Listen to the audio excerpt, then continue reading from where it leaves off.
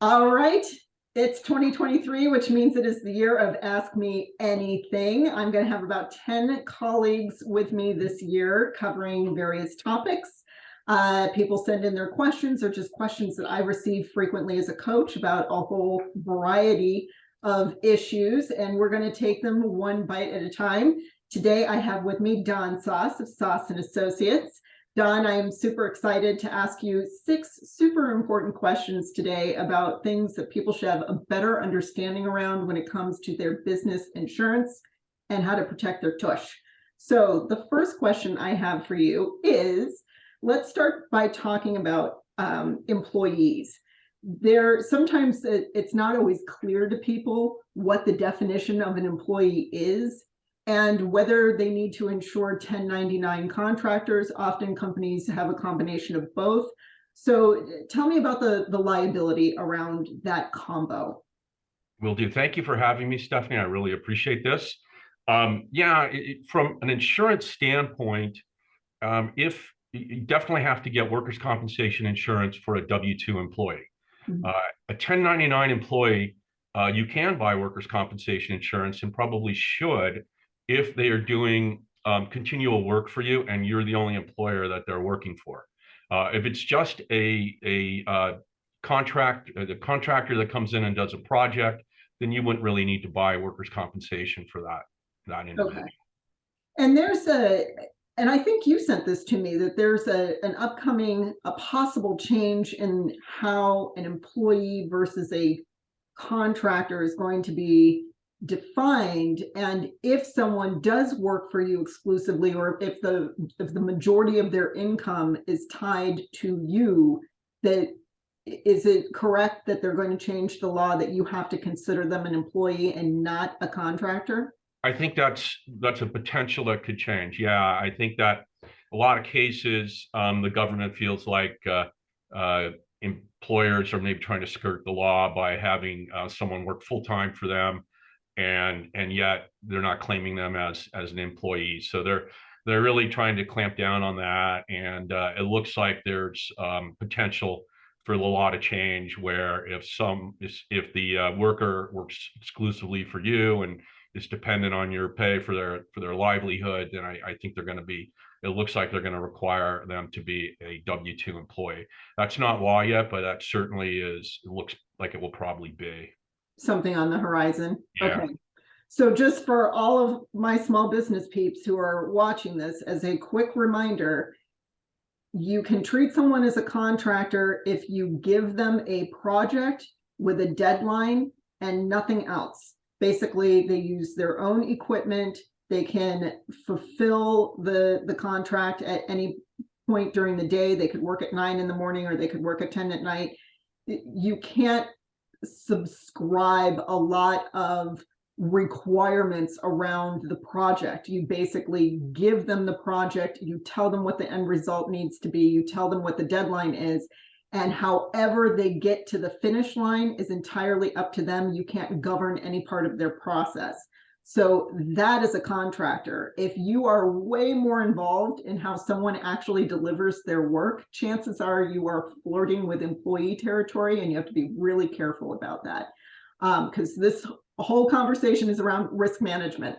So speaking of risk management, how do you protect employees, part one, and then how do you protect the business against bad employees, part two?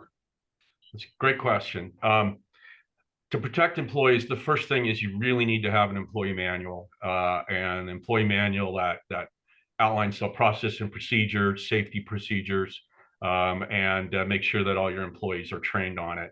I think become familiar with local health laws and local CDC laws regarding what a safe environment is, your requirements from a COVID standpoint.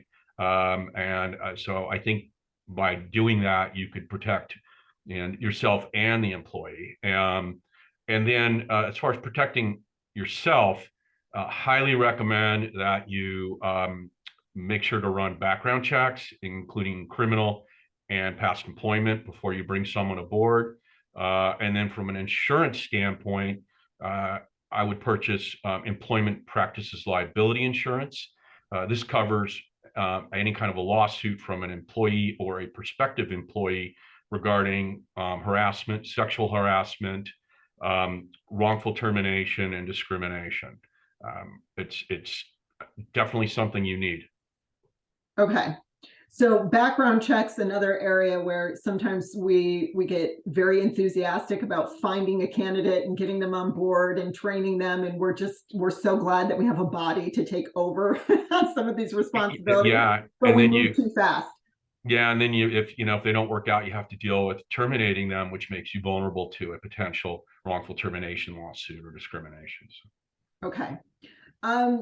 In terms of like living in a post-COVID business environment, has anything changed from an insurance point of view? Like, what should the average business owner be aware of now regarding their insurance that might be different than before COVID?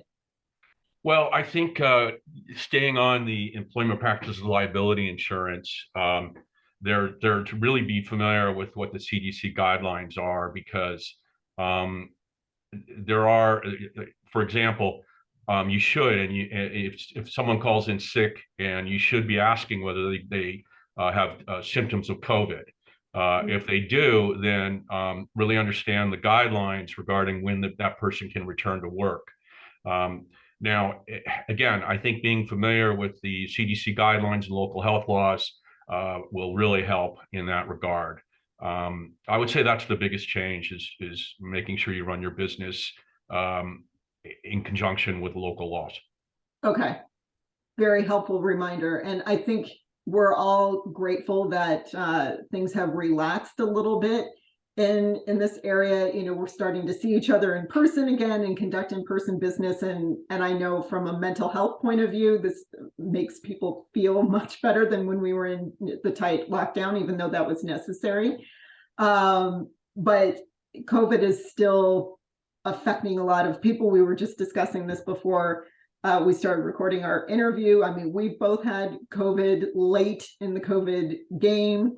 It still circulates. It still takes people kind of out of commission for a while. And so kind of tying back in with the earlier question, what can you do to protect your employees? You can try and do your best protecting them from getting sick, because you don't know how it's going to affect them or affect a family member. Okay, so just to recap, your policies and procedures should match whatever the current CDC guidelines are. That would be my recommendation, or local health laws, whatever, Oh, okay. Yeah. The next question that I have for you is, this is a new trend. What is pay transparency, and how might that affect a company's liability? Yeah, that's something that I've been keeping an eye on. Pay transparency is a new law in California, and it seems to be I think it's going to be taking off in other states, many other states, and it's really I think it focuses on discrimination, in that it's requiring larger companies, for now larger companies, it could go down to smaller companies too, to be transparent on the pay range for a job, as far as here's the requirements as far as experience, and then here's the pay range for the job. So by posting that, existing employees can become familiar with that, and I believe can then maybe feel that they're being discriminated against if they seem to have a lot of the experience required, and are at the low end of the pay.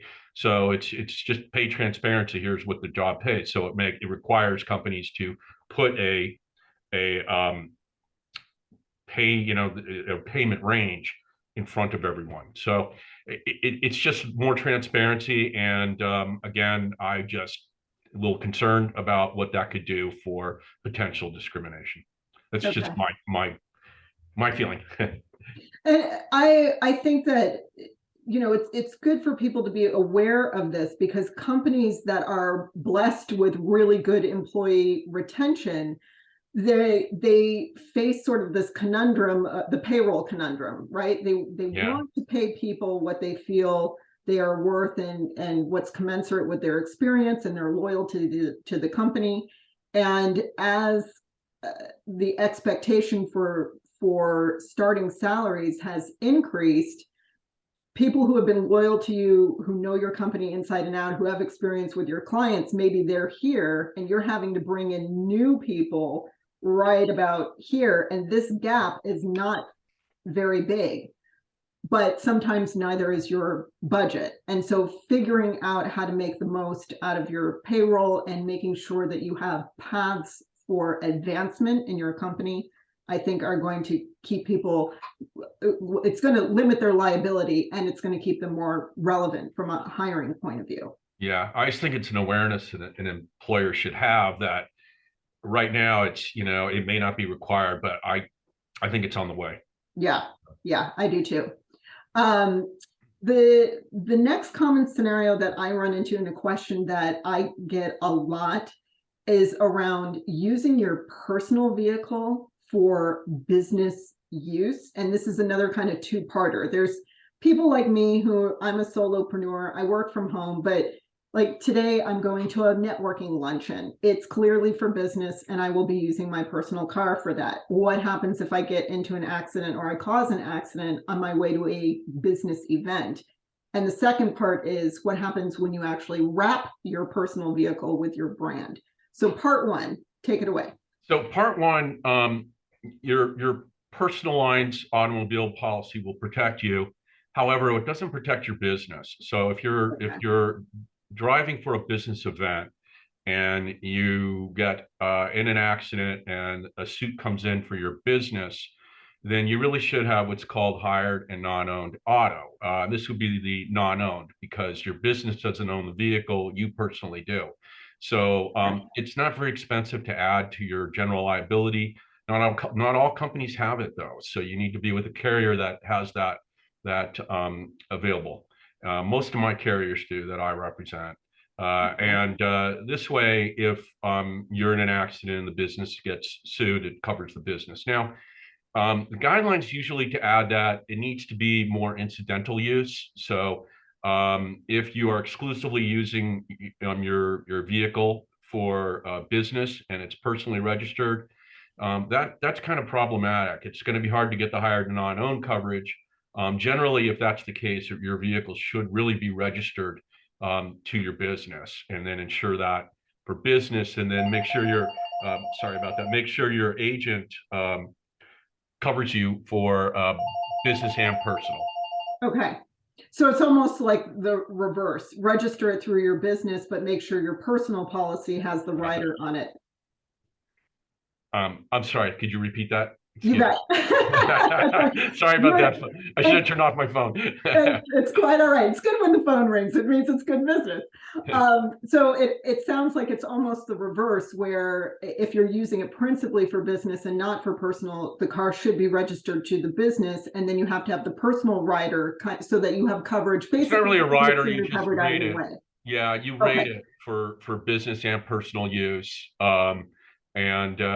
But yeah, that's the way it works now. If you put a wrap, meaning, and this is where you've actually like painted a wrap onto your permanently your vehicle, it's not going to be covered for personal. You've got to register your vehicle business, and it now becomes business. And so you'd have to make sure that you have that insured commercially, and then again, just make sure it's rated for business and personal use.